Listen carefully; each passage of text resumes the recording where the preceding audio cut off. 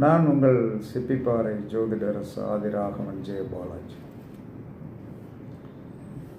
நாம் பிறந்த நட்சத்திரம் வருகின்ற அன்று கண்டிப்பாக என்ன சொன்னான்னா சிவபெருமானை வழிபாடு பண்ணும். சிவன் கண்டிப்பாக போயிருக்கும். பிறந்த நட்சத்திரம் வருகின்ற அன்று சிவபெருமான் கோவிலுக்கு போய் சாமி விட்டு நம்ம பேருக்கு அர்ச்சனை பண்ணிடணும். மூணாம் பிறை வருகின்ற அன்று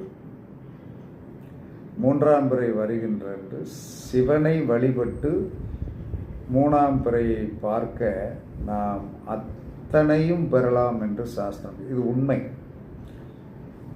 நாம் இழந்த அனைத்தையும் பெற்றுவிடலாம். அப்போ நட்சத்திரம் வருகின்ற சிவபெருமானை வழிபாடு பண்ணணும். மூன்றாம் பிறை வருகின்ற சிவனை வழிபட்டு மூன்றாம் பிறை